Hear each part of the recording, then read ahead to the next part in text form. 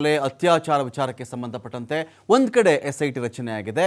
ನಾಳೆ ಬಹುಶಃ ಈ ಒಂದು SIT ತಂಡ ತನ್ನ ಮೊದಲ ದಿನದ ಕೆಲಸವನ್ನು ಧರ್ಮಸ್ಥಳದ ನಿಗೂಢ ಕೊಲೆಗಳಿಗೆ ಸಂಬಂಧಪಟ್ಟಂತೆ ಶುರು ಮಾಡಬಹುದು. ಇದರ ಮಧ್ಯದಲ್ಲಿ SIT ರಚನೆ ಆಗೋವರೆಗೂ ಕೂಡ ಈ ಕೇಸ್ ಯಾಕೆ ಹೋಯಿತು? SIT ರಚನೆಯ ಅವಶ್ಯಕತೆನೇ ಬೀಳ್ತಾ ಇರಲಿಲ್ಲ. ಪೊಲೀಸ್ ಠಾಣೆಯ ಒಬ್ಬ ಇನ್ಸ್ಪೆಕ್ಟ್ರೋ ಸಬ್ ಇನ್ಸ್ಪೆಕ್ಟ್ರೋ ಅಥವಾ ಒಂದೊಂದು ಕೇಸ್ನ ಐವೋನೋ ಆ ಕೆಲಸ ಸರಿಯಾಗಿ ಮಾಡಿದ್ದಿದ್ರೆ ಅಂತ ಒಂದು ಕೂಗಿದೆ ಇಲ್ಲಿ. ಈ ಒಂದು ವಿಚಾರದಲ್ಲಿ ಅಕೌಂಟೆಬಿಲಿಟಿ ಕೂಡ ಇಂಪಾರ್ಟೆಂಟ್, ಉತ್ತರದಾಯಿತ್ವ ಇಂಪಾರ್ಟೆಂಟ್ ಆಗುತ್ತೆ, ನ್ಯಾಯ ಕೂಡ ಇಂಪಾರ್ಟೆಂಟ್ ಆಗುತ್ತೆ. ಅಟ್ ದ ಸೇಮ್ ಟೈಮ್ ಈ ಒಂದು ತನಿಖೆಯ ಸವಾಲುಗಳು ಕೂಡ ಅಷ್ಟೇ ಪ್ರಮುಖವಾದಂಥ ಪಾತ್ರವನ್ನು ವಹಿಸುತ್ತೆ. ಯಾವುದೋ ಒಂದು ಕೇಸ್ಗೆ ಸಂಬಂಧಪಟ್ಟಂತೆ ತೀರಾ ಪೂರ್ವಾಗ್ರಹ ಪೀಡಿತವಾಗಿ ಅಥವಾ ಯಾವುದೋ ಒಂದು ಕಡೆಯಿಂದ ಬಂದಂತಹ ಒಂದಷ್ಟು ಧ್ವನಿಯನ್ನು ಇವರೇ ಮಾಡಿದ್ದಾರೆ, ಇವ್ರ ಕಡೆಯಿಂದನೇ ನಡೆದಿದೆ, ಇವರೇ ಪ್ರಭಾವಿಗಳು, ಆ ಒಂದು ಕೂಗಿಗೆ ಒಬ್ಬ ಇನ್ವೆಸ್ಟಿಗೇಷನ್ ಆಫೀಸರ್ ಒತ್ತಡಕ್ಕೆ ಒಳಗಾಗಬೇಕಾ? ಒತ್ತಡಕ್ಕೆ ಒಳಗಾಗದೇನೆ ತನಿಖೆ ಮಾಡೋದಕ್ಕೆ ಸಾಧ್ಯ ಇದೆಯಾ? ಇನ್ನೊಂದು ಕಡೆ ಅನೇಕ ಪೊಲೀಸ್ ಆಫೀಸರ್ಸ್ ಬಳಿ ಕೇಳಿದಾಗ ಅವ್ರು ಹೇಳ್ತಾ ಇದ್ದಾರೆ, ತುಂಬ ಡಿಫಿಕಲ್ಟ್ ಟಾಸ್ಕ್ ಇದೆ ಇದು. ಈ ಒಂದು ನಿಗೂಢ ಕೊಲೆಗಳಿಗೆ ಸಂಬಂಧಪಟ್ಟಂತೆ ತನಿಖೆ ಮಾಡಿ ಕೊಲೆಗಾರನ ಪತ್ತೆ ಹಚ್ಚೋದು ಬಹಳ ಡಿಫಿಕಲ್ಟ್ ಟಾಸ್ಕ್. ಅಸಾಧ್ಯ ಅಲ್ಲ, ಅಸಂಭವನೂ ಅಲ್ಲ, ಆದರೆ ಬಹಳ ಕಷ್ಟವಾಗಿರ್ತಕ್ಕಂಥ ವಿಚಾರ ಇದು ಅಂತ ಕೆಲವರು ಹೇಳ್ತಾ ಇದ್ದಾರೆ. ಇದರ ಮಧ್ಯೆ VS ಉಗ್ರಪ್ಪನವರು 2015ರಲ್ಲಿ ಉಗ್ರಪ್ಪನವರ ಒಂದು ಸಮಿತಿ ಏನು ಮಾಡ್ತಾರೆ, ರಾಜ್ಯಾದ್ಯಂತ ಓಡಾಡ್ತಾರೆ ಅವರು. ಲೈಂಗಿಕ ಕಿರುಕುಳ, ಅಸಹಜ ಸಾವುಗಳು, ಅನಂತರದಲ್ಲಿ ರೇಪ್, ನಾಪತ್ತೆ, ಈ ಥರದ ಕೇಸ್ಗಳಿಗೆ ಸಂಬಂಧಪಟ್ಟಂತೆ ರಾಜ್ಯಾದ್ಯಂತ ಅವರು ಓಡಾಡ್ತಾ ಮಾಹಿತಿ ಕಲೆ ಹಾಕ್ತಾ ಇರೋ, ಲಿಂಗಾನುಪಾತವನ್ನು ಸೇರಿಸಿ ಹೇಳ್ತಾ ಇದ್ದೀನಿ ನಾನು. ಕಲೆ ಹಾಕಬೇಕಾದ್ರೆ ಸುಮಾರು ಆ ಒಂದು 10 ವರ್ಷಗಳ ಅವಧಿ 2013ರಿಂದ 2020 ಈ ಅವಧಿಯಲ್ಲಿ 98 ಅಸಹಜ ಸಾವುಗಳು ಆ ಒಂದು ಭಾಗದಲ್ಲಿ ದಾಖಲಾಗ್ತವೆ. ಹಾಗಾದರೆ ಇಲ್ಲಿ ಯಾವೊಬ್ಬ ಅನಾಮಿಕ ಬಂದು ನಾನು ಈ ಕೇಸ್ಗಳು ನೋಡಿದ್ದೀನಿ, ನಾನು ಈ ಹೆಣ್ಣುಗಳನ್ನ ಹೂತಾಕಿದ್ದೀನಿ, ಇಂದಿನ ರೇಪ್ ಆದಂಗೆ ನನಗೆ ಅನ್ನಿಸ್ತಾ ಇತ್ತು, ಕುತ್ತಿಗೆ ಹಿಸುಕದಂತೆ ನನಗೆ ಕಾಣಿಸ್ತಾ ಇತ್ತು ಅಂತ ಹೇಳ್ತಾ ಇದ್ದಾನಲ್ಲ, ಈ ಒಂದು ಸಾವುಗಳು ಕೂಡ ಅವತ್ತೇ ಇತ್ತ. ಉಗ್ರಪ್ಪನವ್ರನ್ನ ಮಧ್ಯಾಹ್ನ ಮಾತನಾಡಿಸಿದಾಗಲೂ ಕೂಡ ತೀರಾ ಕನ್ವಿನ್ಸಿಂಗ್ ಆಗೋ ರೀತಿಯಲ್ಲಿ ಅವ್ರು ಆನ್ಸರ್ ಮಾಡಲಿಲ್ಲ. ನನ್ನ ಕೆಲಸ ಎಷ್ಟಿತ್ತು ಅಷ್ಟು ನಾನು ಮಾಡಿದ್ನಪ್ಪ. ನಾನು ಕೇಳಿದೆ ಒಂದು ಪರ್ಟಿಕ್ಯುಲರ್ ಕ್ವಶನ್, ನಾನು VS ಉಗ್ರಪ್ಪ ಅವರು ಕೇಳಿದೆ. ನಾನು ಏನಂದರೆ, ಸ್ವಾಮಿ ನೀವು ಕೇಸ್ಗಳನ್ನು ಬರ್ಕೊಂಡು ಬಂದ್ರಿ, ಇಷ್ಟು ಕೇಸ್ ಆಯಿತು, ಅಷ್ಟು ಕೇಸ್ ಆಯಿತು, ಎಲ್ಲ ಆಯಿತು, ಆ ವರದಿ ನೀವು ಕೊಟ್ಟರೆ ಸರಿ, ಆದರೆ ಆ ಕೇಸ್ಗಳಿಗೆ ಸಂಬಂಧಪಟ್ಟಂತೆ ಅವತ್ತು ಅಲ್ಲಿನ ಪೊಲೀಸರು ಸೋಮೋಟೋ ಅಂತ ಕೇಸನ್ನು ಹಾಕ್ಕೊಂಡ್ರಾ ಅಥವಾ ಯಾರೋ ಕಾಣೆ ಆದರು, ಏನೋ 129 ಅತ್ಯಾಚಾರ ಕೇಸನ್ನು ಬಿಟ್ಟುಬಿಟ್ಟಿರ್ತಾರ? 1007 ಮಕ್ಕಳು ನಾಪತ್ತೆ ಆದರು ಅಂತ ಮಹಿಳೆಯರು ಮಕ್ಕಳು ನಾಪತ್ತೆ ಆದರು ಅಂತ ಹೇಳ್ತಾರಲ್ಲ, ಬಿಟ್ಟುಬಿಟ್ಟಿರ್ತಾರ ಅವರು? 129 ಅತ್ಯಾಚಾರ ಕೇಸ್ಗಳಿದೆ, ಬಿಟ್ಟುಬಿಟ್ಟಿರ್ತಾರ? ಯಾರಾದರೂ ಒಂದು ಕಂಪ್ಲೇಂಟ್ ಮಾಡಬೇಕಾಗಿತ್ತಲ್ಲ. ಆ ಭಾಗದಲ್ಲಿ ಏನಾಗಿದೆ, ಅತ್ಯಾಚಾರ ಕೇಸ್ ಆಗಿದ್ದರೆ ಅದು ಕೊಲೆನೇ ನೆಕ್ಸ್ಟ್ ಆಗ್ತಿತ್ತು ಅಂತ ಕೂಡ ಮಾಹಿತಿ ಇದೆಯಲ್ಲ, ಇದ್ರ ಬಗ್ಗೆ ಏನು ಮಾಡಿದ್ದೀನಿ ಅಂತ ನಾವೆಲ್ಲ ಪ್ರಶ್ನೆ ಮಾಡಿದಾಗ ಅವ್ರು ಹೇಳ್ತಾ ಇದ್ರು, ನನ್ನ ಕೆಲಸ ವರದಿಯನ್ನು ಕೊಡುವುದಷ್ಟೇ, ನಾನು ವರದಿಯನ್ನು ಕೊಟ್ಟಿದ್ದೀನಿ, ನಾನು ಮೀಡಿಯಾ ಟ್ರಯಲ್ಗೆ ನಾನು ಭಾಗವಹಿಸಲ್ಲ. ಈ ಮೀಡಿಯಾ ಟ್ರಯಲ್ ಯಾರೂ ಮಾಡ್ತಾ ಇರಲಿಲ್ಲ, ನಾವಲ್ಲಿ ಕೇಳಿದ್ದು ಇಷ್ಟೇ ವಿಷಯ ಇತ್ತು. ಕಂಪ್ಲೇಂಟನ್ನು ಯಾರಾದರೂ ಕೊಟ್ರಾ, ಇವರೇ ಬರ್ಕೊಂಡ್ರಾ? ಇವರೇ ಬರೆದುಕೊಳ್ಳುವುದು ಬೇರೆ, ಅವರೇ ಕಂಪ್ಲೇಂಟನ್ನು ಕೊಡುವುದು ಬೇರೆ ಆಗುತ್ತೆ. ಇದೇ ವಿಚಾರಗಳಿಗೆ ಸಂಬಂಧಪಟ್ಟಂತೆ ಕರ್ನಾಟಕದ ದಕ್ಷ ಅಧಿಕಾರಿ ಅಂತ ಕರೆಸಿಕೊಂಡಂತಹ ದಂಡೂಪಾಳ್ಯ ಗ್ಯಾಂಗನ್ನು ಹೆಡಮುರಿ ಕಟ್ಟಿ ಅವರಿಗೆ ಶಿಕ್ಷೆ ಆಗುವಂತೆ ಮಾಡಿದಂತಹ ಅದ್ಭುತ ಪೊಲೀಸ್ ಅಧಿಕಾರಿ ನಮ್ಮೊಂದಿಗಿದ್ದಾರೆ ಇವತ್ತು, ಚಲಪತಿಯವರು. ಚಲಪತಿಯವರೇ, ಸ್ವಾಗತ ನಿಮಗೆ ಈ ಒಂದು ಡಿಬೇಟ್ಗೆ. ನಮಸ್ತೆ. ಬಹಳ ಹೆಮ್ಮೆ ಸರ್ ನಿಮ್ಮ ಬಗ್ಗೆ. ನಿಮ್ಮನ್ನು ಯಾವಾಗ ನೋಡೋದು ಒಂದು ಖುಷಿ ಆಗುತ್ತೆ. ದಂಡೂಪಾಳ್ಯ ಹಂತಕರ ನಿಗೂಢ ಒಂದಷ್ಟು ಕೊಲೆಗಳಿತ್ತಲ್ಲ ಸರ್, ಅದನ್ನು ಬಯಲಿಗೆ ತಂದು ಕರ್ನಾಟಕ ರಾಜ್ಯದಲ್ಲಿ ಅವ್ರನ್ನ ಒಂದು ಶಿಕ್ಷೆಗೆ ಅಂತ ಒಳಪಡಿಸಿದ್ರಲ್ಲ, ಅವತ್ತಿನ ಕಾಲಕ್ಕೆ ಅದು ಸುಮ್ಮನೆ ಟಾಸ್ಕ್ ಆಗಿರಲಿಲ್ಲ. ಇವತ್ತು ನಾನು ನಿಮ್ಮನ್ನು ಧರ್ಮಸ್ಥಳ ವಿಚಾರಕ್ಕೆ ಸಂಬಂಧಪಟ್ಟಂತೆ ಇಲ್ಲಿ ಕ್ಷೇತ್ರಕ್ಕೇನೋ ನಾವು ಕೆಟ್ಟ ಹೆಸರು ತರಬೇಕು ಅನ್ನೋದಾಗಲಿ, ಯಾರನ್ನೋ ಟಾರ್ಗೆಟ್ ಮಾಡಬೇಕು ಅನ್ನೋದಾಗಲಿ, ಯಾವುದೋ ಒಂದಷ್ಟು ಕೂಗಿದೆ, ಆ ಕೂಗಿಗೆ ನಾವು ಒಂದು ರೀತಿಯಲ್ಲಿ ಸೊಪ್ಪು ಹಾಕಬೇಕು ಅನ್ನೋದಾಗಲಿ, ಇದು ಯಾವುದೂ ನಮ್ಮ ಉದ್ದೇಶ ಇಲ್ಲ. ನಮ್ಮ ಇಡೀ ಉದ್ದೇಶ ಇರೋದು ಅಲ್ಲಿ ಯಾವ ಒಂದು ಸಣ್ಣ ಹೆಣ್ಣು ಮಗುವಿಗೆ ಅಲ್ಲಿ ತೊಂದರೆ ಆಗಿದ್ದರೂ ಕೂಡ ಆ ಒಂದು ತಪ್ಪಿಗೆ ಒಂದು ಶಿಕ್ಷೆ ಆಗಲಿ ಅಂತ ಹೇಳಿ. ಸರ್, ಈಗ ಇದನ್ನೇ ಮಾತಾಡ್ತಾ ಹೋದಾಗ ಒಂದು 98 ಕೇಸ್ಗಳು ಅಂತ ಆಗ್ತಾ ಇದೆ ಸರ್, ಅಸಹಜ ಸಾವುಗಳು 7 ವರ್ಷಗಳಲ್ಲಿ ಅಂತ. ಈ ಒಂದು ಜಿಲ್ಲೆ ಮಟ್ಟಕ್ಕೆ ಅಂತ ನಾವು ಕಂಪೇರ್ ಮಾಡಿಕೊಂಡಾಗ, ಒಂದೊಂದು ತಾಲೂಕು ಮಟ್ಟದಲ್ಲಿ ಅಂತ ನಾವು ಕಂಪೇರ್ ಮಾಡಿಕೊಂಡಾಗ ಇದು ನ್ಯಾಚುರಲ್ ಅಂತ ಕರಿಬಹುದಾ ನಾವು? 7 ವರ್ಷಗಳು 98 ಅಸಹಜ ಸಾವುಗಳು ನ್ಯಾಚುರಲ್ ಆಗೇ ಒಂದು ಜಿಲ್ಲೆ ಒಂದು ತಾಲೂಕು ಮಟ್ಟದಲ್ಲಿ ಇಷ್ಟು ಸಾವುಗಳು ಆಗ್ತಾವ ಅಂತ?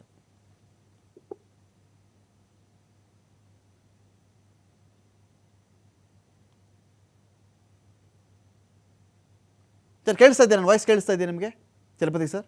ಕೇಳಿಸ್ತಾ ಇದೆ. ಮಾತಾಡ್ಲಿಕ್ಕೆ ಪ್ರಾರಂಭ ಮಾಡ್ಲಾ? ಮಾಡಿ ಸರ್, ಮಾತಾಡಿ. ನೋಡಿ, ನೋಡಿ, ನನಗೆ ಆಶ್ಚರ್ಯ ಆಗ್ತಾ ಇದೆ. ನನ್ನ ಒಂದು 35 ವರ್ಷದ ಕಾಲಾವಧಿ ಒಳಗೆ ಇಷ್ಟೊಂದು ಕೇಸು ಅಂದ್ರೆ, ಈ ಯಾವುದೇ ಒಂದು ಪ್ರಕರಣ ಯಾರೇ ಸತ್ರು ಒಂದನ್ನ ಏನೋ ಗೊತ್ತಿಲ್ದ್ರ ಮುಚ್ಚಾಕ್ಬೋದು, ಎರಡನ್ನ ಮಾಡ್ಬೋದು, ಮೂರನ್ನ ಮಾಡ್ಬೋದು, ಅಥವಾ ನಾಲ್ಕನೇದ್ ಮಾಡ್ಬೋದು ಅಷ್ಟೇ. 5ನೇ ಕೇಸ್ ಅಂತೂ ಖಂಡಿತ ಆಗ್ಲಿಕ್ಕೆ ಸಾಧ್ಯ ಇಲ್ಲ. ಅದು ಮುಚ್ಚಿಡ್ಲಿಕ್ಕೆ ಆಗೋದಿಲ್ಲ. ಈ ಕೇಸ್ಗಳೇ ಹಂಗೆ. ಇದು ಪೊಲೀಸ್ ಠಾಣೆಯಲ್ಲಿ ಏನೇ ಇಲ್ದ ಇದ್ರು UDR ಆಗಿ, ಅಂದ್ರೆ ಅನ್ಯಾಚುರಲ್ ಡೆತ್ ರಿಪೋರ್ಟ್ ಅಂತ ನಮ್ಮಲ್ಲಿ ಕರಿತೀವಿ, ಅದಾಗಿ ಅದ್ರಲ್ಲಿ ಪೋಸ್ಟ್ ಮಾರ್ಟಮ್ ಆಗಿರುತ್ತೆ. ಪೋಸ್ಟ್ ಮಾರ್ಟಮ್ ಆಗಿಲ್ಲ ಅಂತ ಹೇಳಿದ್ರೆ ನನಗೆ ತುಂಬಾ ಆಶ್ಚರ್ಯವಾಗಿರುತ್ತದೆ. ಇದು ನಂಬರ್ 1. ನಂಬರ್ 2, ಇಷ್ಟು ಕೇಸುಗಳು, ಅದು ನಾನು ಮೀಡಿಯಾದಲ್ಲೇ ನೋಡಿದ್ದು, 100 ಕೇಸುಗಳು ಅಂತ ಹೇಳ್ತಾ ಇದ್ದಾರೆ. 100 ಕೇಸುಗಳನ್ನ ಮುಚ್ಚಾಕ್ಲಿಕ್ಕೆ ಸಾಧ್ಯವೇ ಇಲ್ಲ. ಅದು ಸತ್ಯಕ್ಕೆ ದೂರವಾದ ವಿಷಯ. ಒಂದು. ಎರಡನೇದು, ಈಗ ಯಾರು ವ್ಯಕ್ತಿ ಅಪಿಯರ್ ಆಗಿ ನಾನೇ ಗುಂಡಿ ತೆಗೆದೆ, ನಾನೇ ಉಣಿದ್ದೀನಿ ಅಂತ ಹೇಳ್ತಾ ಇದ್ದಾನಲ್ಲ, ಇವ್ರು ಫಸ್ಟ್ ಅವನ ಮೇಲೆ A1 ಆಗಿ ಅವನ ಅಪಿಯರ್ FIR ಅವನ ಮೇಲೆ ಹಾಕ್ಬೇಕು. ಇದು ಇಟ್ ಈಸ್ ಮ್ಯಾಂಡೇಟರಿ. ಅವ್ರ ಮೇಲೆ FIR ಆಗ್ದಿರ ಇದ್ರೆ entire case is going to be squashed. Undoubtedly ಅದ್ರಲ್ಲೇನು ಅನುಮಾನನೇ ಇಲ್ಲ. ಈಗ ಅವನು ಗುಂಡಿ ತೆಗೆದು ನಾನು ಉಣಿದ್ದೀನಿ, ಇದು ಕೊಲೆ ಆಗಿರೋದು ಅಥವಾ ರೇಪ್ ಆಗಿ ಕೊಲೆ ಆಗಿರುವಂತದ್ದು ಅಂತ ಗೊತ್ತಿದ್ದು ಅವನು ಗುಂಡಿ ತೆಗೆದು ಉಣಿದಾನೆ ಅಂದ್ರೆ ಈ becomes number 1 accused in this case. ಅವನ ಮೇಲೆ FIR ಆಗಿದೆಯಾ ಇಲ್ವೋ ಫಸ್ಟ್ ಅದನ್ನ ತಿಳ್ಕೋಬೇಕು. ಇಲ್ಲಿ ಚಲಪತಿ ಸರ್, ವಾಸ್ತವಾಂಶ ಏನಾಗಿದೆ ಅಂತ ನನಗೆ ಗೊತ್ತಿಲ್ಲ. ಚಲಪತಿ ಸರ್, ವಾಸ್ತವಾಂಶ ಅವ್ರ ಮೇಲೆ ಅವತ್ತನ ಮೇಲೆ FIR ಆಗಿದೆಯಾ ಇಲ್ವಾ ನನಗೆ ತಿಳುವಳಿಕೆ ಇಲ್ಲ. ಚಲಪತಿ ಸರ್, ಇಲ್ಲಿ ಇನ್ನೊಂದು ಪ್ರಶ್ನೆ ಇದೆ ಸರ್. ಇಲ್ಲಿ ನನ್ನ ಪ್ರಶ್ನೆ ಕೇಳಿಸ್ಕೊಂಬಿಡಿ. ಈಗ ಆ ವ್ಯಕ್ತಿನ ವಿಷಲ್ ಬ್ಲೋವರ್ ಅಂತ ಕನ್ಸಿಡರ್ ಮಾಡ್ತಾ ಇದ್ದಾರೆ. ಒಂದು ಕೊಲೆಗಳಿಗೆ ಸಂಬಂಧಪಟ್ಟಂತೆ ಈತನೇ ಧ್ವನಿ ಎತ್ತಿ ಮೊಟ್ಟ ಮೊದಲ ಬಾರಿಗೆ ಆಚೆ ಬಂದಿದ್ದಾನೆ ಅಂದಾಗ ಅದನ್ನು ಏನೋ ಒಂದು ಸತ್ಯವನ್ನು ಆಚೆ ಎಳೆಯಕ್ಕೆ ಬಂದಿರತಕ್ಕಂಥ ಒಬ್ಬ ವ್ಯಕ್ತಿ ಅಂತ ಕನ್ಸಿಡರ್ ಮಾಡಬೇಕಾ, ಅಥವಾ ಅವನನ್ನು ಕೂಡ ಸಾಕ್ಷ್ಯ ನಾಶದ ಒಂದು ಭಾಗವನ್ನಾಗಿ ಕಾನೂನು ಕನ್ಸಿಡರ್ ಮಾಡುತ್ತಾ ಅಂತ? ಇದ್ರ ಮಧ್ಯೆ ನಮ್ಮ ಸಂಕೇತ್ ಅಣಗಿ ಸರ್ ಜಾಯ್ನ್ ಆಗಿದ್ದಾರೆ, ಸುಪ್ರೀಂ ಕೋರ್ಟ್ನ ವಕೀಲರು. ಸಂಕೇತ್ ಅಣಗಿ ಸರ್, ಸ್ವಾಗತ ನಿಮಗೆ ಒಂದು ಡಿಬೇಟ್ಗೆ. ನಮಸ್ಕಾರ. ಫೈನ್. ಚಲಪತಿ ಸರ್, ಕಂಟಿನ್ಯೂ ಮಾಡಿ, ಮಾತಾಡಿ. ಈಗ ನೀವು ನೋಡಿ, ಯಾವುದೇ ಒಂದು ಕೇಸ್ನಲ್ಲಿ, ಕೊಲೆ ಕೇಸ್ನಲ್ಲಿ ಅಥವಾ ರೇಪ್ ಕೇಸ್ನಲ್ಲಿ ಭಾಗಿಯಾಗಿದ್ದಾನೆ ಅಂದ್ರೆ ಇನ್ವೇರಿಯಬಲಿ ಈ becomes part and parcel of N accused. ಅವನು ಮೊದಲನೇ ಸ್ಥಾನ ಪಡ್ಕೋಬಹುದು, ಅಥವಾ 2ನೇ ಸ್ಥಾನ ಪಡ್ಕೋಬಹುದು, 5ನೇ ಸ್ಥಾನ ಪಡ್ಕೋಬಹುದು, ಅಥವಾ ಅಕ್ಯೂಸ್ಡ್ ನಂಬರ್ 10 ಆಗ್ಬೋದು. ಪ್ರತಿಯೊಂದು ಕೇಸ್ನ ಸಾಧನೆ ಮತ್ತು ವಿವರದ ಮೇಲೆ ಅವನ ನಮ್ಮ ಅಕ್ಯೂಸ್ ನಂಬರ್ ಚೇಂಜ್ ಆಗುತ್ತೆ. ಬಟ್ ಈಗ ಆಸ್ ಆನ್ ಟುಡೇ FIR ಹಾಕ್ಬೇಕಾದ್ರೆ ಅವನ ಮೇಲೆ ಕಂಪಲ್ಸರಿ FIR ಹಾಕ್ಲೇಬೇಕು. A1 ಆಗಿ ಅವನ್ನ ಟ್ರೀಟ್ ಮಾಡಿ ಇತರರು ಅಂತ ಮಾಡಿ FIR ಹಾಕ್ಬೇಕು. ಆಮೇಲೆ ಇವರು ಒಂದು ಕೇಸನ್ನ, ಈಗ ಒಂದು ಕೇಸ್ ತಗೊಂಡಿದ್ದಾರೆ ಅಂತ ನನ್ಗೆ ಅನ್ನಿಸ್ತಾ ಇದೆ, ಗೊತ್ತಿಲ್ಲ ನನಗೆ ಅವ್ರು ಏನು ಹೇಳಿದಾನೆ ಏನು ಅಂತ. ಅದನ್ನ ನಾವು ಓದಿದ ಮೇಲೆ ನಮ್ಗೆ ಅದು ವಿವರವಾಗಿ ಗೊತ್ತಾಗ್ತದೆ. ಇದು ಎಲ್ಲೋ ಯಾವುದೋ ಒಂದು ಒತ್ತಾಯದ ಮೇಲೆ ಇದೊಂದು ಷಡ್ಯಂತ್ರ ನಡೆಸಿ ಈ ಒಂದು FIR ಆಗಿ ಇದ್ರ ಮೇಲೆ ತನಿಖೆ ಆಗ್ತಾ ಇದೆ ಅಂತ ನನ್ನ ಅನಿಸಿಕೆ. ನಾನು ತಪ್ಪು ಇರಬಹುದು, ತನಿಖೆಯಿಂದ ಅದು ಮುಂದೆ ಗೊತ್ತಾಗ್ತದೆ. ಈ ಸಂಪೂರ್ಣವಾದ ತನಿಖೆ ನಡೆದ ಮೇಲೆ, ಪೇಪರ್ಸ್ ಎಲ್ಲ ಸಿಕ್ಕಿದ ಮೇಲೆ ಅದ್ರ ಏನಾಗಿದೆ ಅಂತ ನಾವು ಹೇಳ್ಬಹುದು. ಈಗ ಇವತ್ತಿನ ಆಸ್ ಆನ್ ಟುಡೇ ಇವತ್ತಿನ ಮಟ್ಟಿಗೆ ಹೇಳ್ಬೇಕಾದ್ರೆ, ಆಮೇಲೆ ಇದು ಎಷ್ಟು ವರ್ಷದ ಹಿಂದಿನ ಕೇಸು ಅಂತ ನಮ್ಗೆ ಇನ್ನೂ ಗೊತ್ತಿಲ್ಲ. ಇದು 5 ವರ್ಷದ್ದೋ 6 ವರ್ಷದ್ದೋ 8 ವರ್ಷದ್ದೋ 10 ವರ್ಷದ್ದೋ ಕೇಸ್ ಗೊತ್ತಿಲ್ಲ. 14 ವರ್ಷ ಕ್ರಾಸ್ ಆಗಿದ್ರೆ ಅಂಡರ್ ಸೆಕ್ಷನ್ 468 CRPC ಪ್ರಕಾರ they cannot register A case. 14 ವರ್ಷ ಕಳೆದು FIR ಆಗೋದಾದ್ರೆ ಅದು ಈಗ ಸೆಕ್ಷನ್ BNS ಅಲ್ಲಿ 514 ಆಗಿದೆ. CRPC ಒಳಗೆ 468 ಇತ್ತು. ಅದನ್ನ ನಾವು ಪರಿಗಣನೆ ತಗೊಂಡ್ರೆ ಈ FIR ಹಾಕ್ಲಿಕ್ಕೆ ಬರೋದಿಲ್ಲ 14 ವರ್ಷ ಕಳೆದಿದ್ರೆ. ಗೊತ್ತಿಲ್ಲ ನನಗೆ ಈ ಕೇಸುಗಳು ಯಾವಾಗ ಆಗಿದೆ, ಯಾವಾಗ ನಡೆದಿದೆ, ಆಮೇಲೆ ಎಲ್ಲಾ ಮಾಹಿತಿ ಯಾವ ತಿಂಗಳಲ್ಲಿ ಯಾವ ದಿವಸದಲ್ಲಿ ಎಷ್ಟು ಗಂಟೆ ನಾನು ಊತಿದ್ದೀನಿ, ಏನು ಅದು ಎಷ್ಟು ಹೇಳಿದಾನೆ, ಎಷ್ಟು ಜ್ಞಾಪಕ ಮಾಡ್ಕೊಂಡು ಹೇಳಿದಾನೆ ಅನ್ನೋದು ನನಗೆ ಗೊತ್ತಿಲ್ಲ. ಯಾಕೆ ನಾನು ಇಷ್ಟೊಂದು ಸ್ಪಷ್ಟವಾಗಿ ಮಾತಾಡ್ತಾ ಇದ್ದೀನಿ ಅಂದ್ರೆ, ನಾನು ಇವತ್ತು ಏನ್ ವಾರ, ಮಂಗಳವಾರ. ಹೋದ ಮಂಗಳವಾರ ನಾನು ಬೆಳಿಗ್ಗೆ ಏನ್ ತಿಂಡಿ ತಿಂದೆ, ಮಧ್ಯಾಹ್ನ ಏನ್ ಊಟ ಮಾಡಿದೆ, ರಾತ್ರಿ ಏನ್ ಊಟ ಮಾಡಿದೆ ಅನ್ನೋದು ನನಗೆ ಜ್ಞಾಪಕ ಇಲ್ಲ. ನಮ್ಮ ಪರಿಸ್ಥಿತಿ ಹಿಂಗಿರ್ಬೇಕಾದ್ರೆ ಅವನು 100 ಕೇಸುಗಳನ್ನ ನಾನು ಹೇಳ್ತೀನಿ ಹಿಂಗೆ ಆಯ್ತು ಅಂತ ಹೇಳೋದಕ್ಕೆ ಸಾಧ್ಯನಾ? ನಾವು ಯೋಚನೆ ಮಾಡ್ಬೇಕು ಇದನ್ನ. ಇದು ಯಾರೋ ಒಂದು ಒತ್ತಡಕ್ಕೆ, ಷಡ್ಯಂತ್ರದಿಂದ ಇದು ಈ ಕೇಸ್ ಆಗ್ತಾ ಇದೆಯಾ ಅನ್ನೋದನ್ನ ನನ್ನ ಒಂದು ಭಾವನೆ. ಅದು ನಾನು ಕಲ್ಪನೆನೂ ಇರ್ಬೋದು ಅಥವಾ ನನ್ನ ತಪ್ಪಿರ್ಬೋದು. ಇದು ಇನ್ವೆಸ್ಟಿಗೇಷನ್ ಅಲ್ಲಿ Fine, sir. ಅಮೂಲಾಗ್ರವಾಗಿ ಇನ್ವೆಸ್ಟಿಗೇಷನ್ ಮಾಡಿದಾಗ ಒಂದು ತನಿಖೆಯಲ್ಲಿ ಗೊತ್ತಾಗ್ತದೆ. Fine, sir. ಎರಡನೇದು ಈ ಪ್ರಾಪರ್ ಇನ್ವೆಸ್ಟಿಗೇಷನ್ ಆಯ್ತು, ಯಾವ್ದೋ ಒಂದು ಹೆಣ ತೋರಿಸ್ತಾನೆ, ಯಾವ್ದೋ ಒಂದು ಗುಂಡಿ ತೋರಿಸ್ತಾನೆ, ಅಲ್ಲಿ ತೆಗೆದಾಗ ಒಂದು ಹೆಣಾನು ಸಿಗ್ಬೋದು. ಏನಾಗಿ ಸತ್ತಿದ್ದಾನೆ ಅಂತ ಹೇಳಲಿಕ್ಕೆ ಸಾಧ್ಯನಾ? ಓಕೆ. ಹೇಗೆ ಹೇಳಕ್ ಸಾಧ್ಯ? FSL ನವ್ರು ಏನ್ ಹೇಳ್ತಾರೆ, ಏನೋ ಕೈಯೋ ಕಾಲ ಮುರಿದಿದ್ರೆ ಫ್ರಾಕ್ಚರ್ ಆಗಿದೆ ಅಂತ ಹೇಳ್ಬೋದು. ಇಲ್ಲಿ ಕೈ ಕಾಲು ಫ್ರಾಕ್ಚರ್ ಆಗದೆ ಇದ್ರೆ ಹೇಗೆ ರೇಪ್ ಮಾಡಿದಾರೆ ಅಂತ ಹೇಳ್ತಾರೆ, ಹೇಗೆ ಸತ್ತಿದ್ದಾನೆ ಅಂತ ಹೇಳ್ತಾರೆ. ಇದೆಲ್ಲ ಇದು ನೀವು ಇವತ್ತು ನಿನ್ನೆ ಒಂದು ಜಡ್ಜ್ಮೆಂಟ್ ಕೊಟ್ಟಿದ್ದಾರೆ, ಏನು ಬಾಂಬೆ ಒಳಗೆ ಕಣ್ಣಾರೆ ಕಣ್ಣಂತೆ ಆಕ್ಸಿಡೆಂಟ್ ಆಗಿ ಸತ್ರು ಇಲ್ಲ, ಇದ್ರಲ್ಲಿ ಪ್ರೂಫ್ ಇಲ್ಲ ಅಂತ ಡಿಕ್ಲೇರ್ ಮಾಡಿದ್ರು. ನಾನು ಅದ್ರ ಬಗ್ಗೆ ಕಾಮೆಂಟ್ ಮಾಡ್ತಾ ಇಲ್ಲ. ಇಲ್ಲಿ ಏನು ಇಲ್ದಿರನೆ ಹೇಗೆ ಈ ತನಿಖೆ ಒಳಗೆ ನಿರ್ಧರಿಸ್ತಾರೆ? ಅದು ಅಸ್ವಾಭಾವಿಕ ಅಥವಾ ಯಾವುದೋ ಒಂದು ಒತ್ತಡಕ್ಕೆ ಮಣಿದು ಈ ಕೇಸ್ ಮಾಡ್ತಾ ಇದಾರ ಅಂತ ನನ್ನ ಅನಿಸಿಕೆ. ಇದು ಫೈನ್ ಸರ್. ಮುಂದೆ ನೋಡೋಣ, ಕಾದು ನೋಡೋಣ. Fine sir. ಸರ್ 1995 ಇಂದ 2014 ಇದರ ಒಳಗಿನ ಕೊಲೆಗಳಿಗೆ ಸಂಬಂಧಪಟ್ಟಂತೆ ಇಲ್ಲಿ ಈ ವ್ಯಕ್ತಿ ಮಾತಾಡ್ತಾ ಇದ್ದಾನೆ ಅಂತ ನಾನು ಭಾವಿಸ್ತೀನಿ ಸರ್. ಅಂದರೆ ಆ ಒಂದೊಂದು 10, 15, 20 ವರ್ಷ ಅಂತ ನಾವು ಕನ್ಸಿಡರ್ ಮಾಡ್ಕೊಳ್ಳೋಣ. ಚಲಪತಿ ಸರ್ ಹೇಳ್ತಿರೋದು 14 ವರ್ಷ ಆಗಿಬಿಟ್ರೆ FIR ಹಾಕಕ್ಕೆ ಬರಲ್ಲ. ಒಂದು.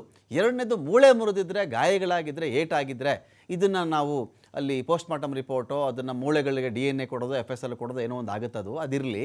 ಅದನ್ನು ಹೇಗೆ ಕಂಡು ಹಿಡಿಯೋದು? ಒಂದೊಂದು ರೀತಿ ಈ ಒಂದು ವಿಚಾರದಲ್ಲಿ ಒಬ್ಬ ಮನುಷ್ಯ ಕಂಪ್ಲೇಂಟ್ ಕೊಡಲಿಕ್ಕೆ ಬಂದಾಗಲೇ ಒಬ್ಬ ಪೊಲೀಸ್ ಆಫೀಸರು ತನಿಖೆ ಮಾಡ್ತೀನಿ ಬಾರಪ್ಪ ಅಂದ್ಬಿಟ್ಟಿದ್ರೆ ಪ್ರಾಬ್ಲಮ್ ಇರಲಿಲ್ಲ. SIT ರಚನೆ ಆಗೋವರೆಗೂ ಒಂದು ಪೊಲೀಸ್ ಡಿಪಾರ್ಟ್ಮೆಂಟ್ ವೆಯ್ಟ್ ಮಾಡಿದೆ ಅಂದರೆ ಏನಾದರೂ ಇದೆಯಾ ಇದ್ರ ಹಿಂದೆ ಅಂತ? ನೋಡಿ, ಒಂದು ಪ್ರಕರಣ ದಾಖಲಾದ ನಂತರ ಅದರ ಸತ್ಯಾಸತ್ಯತೆ ಅಂದ್ರೆ ಅದರ ಪ್ರಕರಣದಲ್ಲಿ ಹೇಳಿರೋದು ಏನೇನಿದೆ ಅದರಲ್ಲಿ ಸತ್ಯ ಇರಬಹುದು, ಸುಳ್ಳು ಇರಬಹುದು. ಆರೋಪದಲ್ಲಿ ಸತ್ಯನೂ ಇರಬಹುದು, ಸುಳ್ಳು ಇರಬಹುದು. ಆದ್ರೆ ಒಂದು ಕಾಗ್ನಿಸಬಲ್ ಅಫೆನ್ಸಿಗೆ ಸಂಬಂಧಪಟ್ಟಂತ ಒಂದು ಇನ್ಫಾರ್ಮೇಶನ್ ಬಂದ ನಂತರ the first thing the police officer is required to do is register the FIR. ಒಂದ್ಸಲ FIR ರಿಜಿಸ್ಟರ್ ಆದ ನಂತರ ಹೇಳಿಕೆಯಲ್ಲಿ ಸತ್ಯಾಸತ್ಯತೆ ಬಗ್ಗೆನೂ ಪರಿಶೀಲನೆ ಮಾಡಬೇಕು.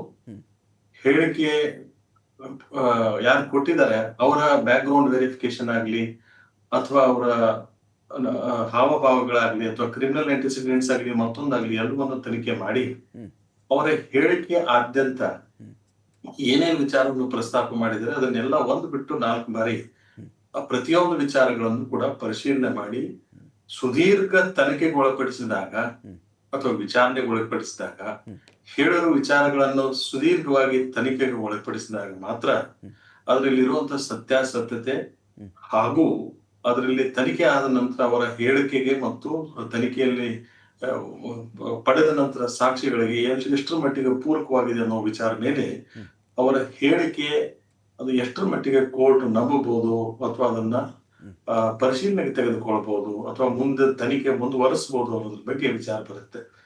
ಈಗ ಒಂದು ಹೇಳಿಕೆ ನಾನು ಸುಳ್ಳು ಅಂತಾನೂ ಹೇಳಕ್ಕಾಗಲ್ಲ ಈ ಪರಿಸ್ಥಿತಿಯಲ್ಲಿ, ಸದ್ಯದ ಹಂತದಲ್ಲಿ, ಅಥವಾ ಹೇಳಿರೋದೆಲ್ಲ ಸತ್ಯನೂ ಅಂತ ಹೇಳಕ್ಕಾಗಲ್ಲ. ಇದು ಪ್ರಶ್ನೆ ಬಂದಿರೋದು ಯಾಕೆ ಇಷ್ಟು ದಿನ ಮಾಡಿ ಕಂಪ್ಲೇಂಟ್ ಅನ್ನ ಕೊಟ್ರು ಅನ್ನೋದಲ್ಲ.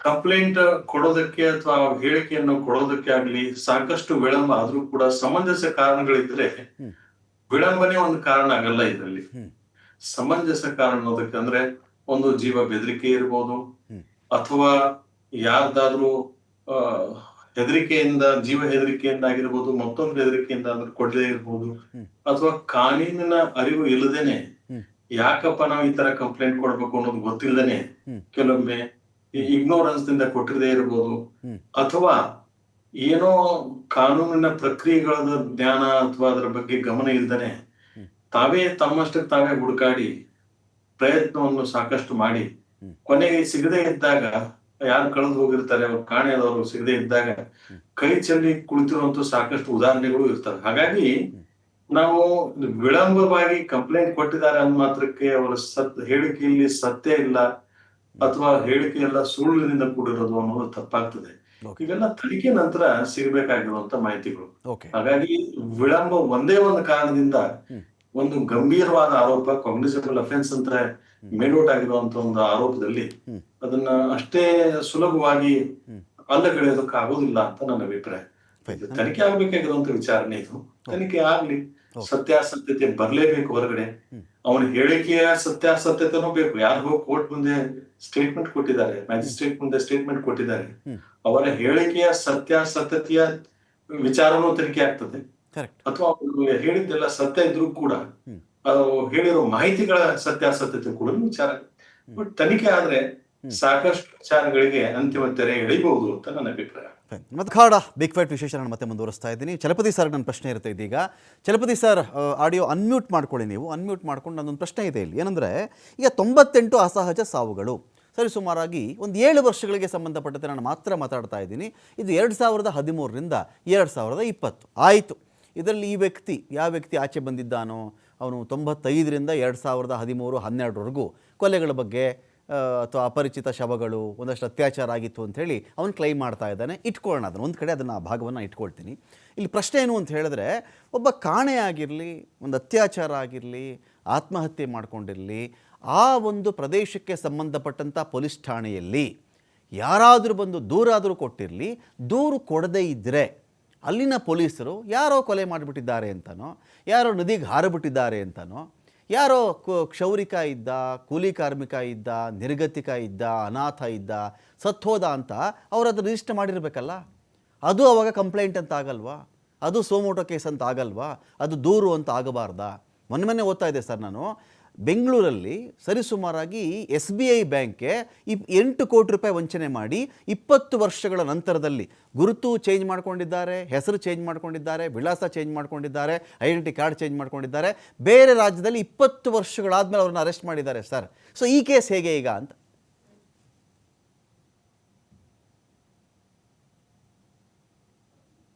ಚಲಪತಿ ಅವರು, ನಿಮಗೆ ಪ್ರಶ್ನೆ ಇದು. ಚಲಪತಿ ಸರ್, ನಿಮಗೆ ಪ್ರಶ್ನೆ ಇದು.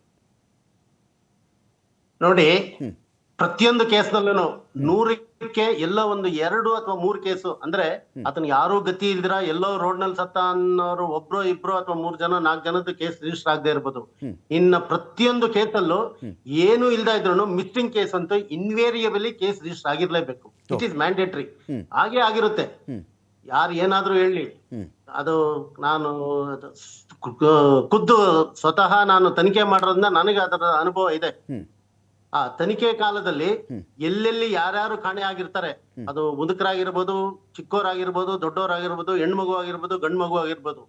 ಆಮೇಲೆ ನಾವು ಒಂದು ವೈಯಕ್ತಿಕವಾಗಿ ಹೇಳ್ತೀನಿ, ಧರ್ಮಸ್ಥಳಕ್ಕೆ ಯಾವುದೇ ಹೆಣ್ಮಗು ಒಬ್ಳೆ ಹೋಗೋದಿಲ್ಲ, ಅಥವಾ ಯಾರೋ ಒಬ್ಬ ಗಂಡಸು ಒಬ್ಬನೇ ಹೋಗೋದಿಲ್ಲ. ಜೊತೆಲಿ ಇಲ್ಲ ಒಂದು ಟೀಮ್ ಫ್ರೆಂಡ್ಸ್ ಜೊತೆ ಹೋಗಿರ್ತಾರೆ, ಇಲ್ಲ ಫ್ಯಾಮಿಲಿ ಸಮೇತ ಹೋಗಿರ್ತಾರೆ. ಒಬ್ರು ಮಿಸ್ ಆದ್ರೆ ಇನ್ನೊಬ್ರು ಅವ್ರು ಎಲ್ಲಿ, ಆ ಹುಡುಗಿ ಎಲ್ಲಿ, ಅಥವಾ ನನ್ನ ಹೆಂಡತಿ ಎಲ್ಲೋದ್ಲು, ಅಥವಾ ನಮ್ಮ ಅಪ್ಪ ಎಲ್ಲೋದ, ನನ್ನ ಮಗ ಎಲ್ಲೋದ ಅಂತ ಕೇಳಿಸ್ತಾರೆ. ಯಾರು ಇಂಡಿವಿಜುವಲ್ ಆಗಿ ಧರ್ಮಸ್ಥಳಕ್ಕೆ ಹೋಗೋದಿಲ್ಲ. ಫಸ್ಟ್ ಬೇಸಿಕ್ ಆಗಿ ಇದನ್ನ ಅರ್ಥ ಮಾಡ್ಕೊಳ್ಳಿ.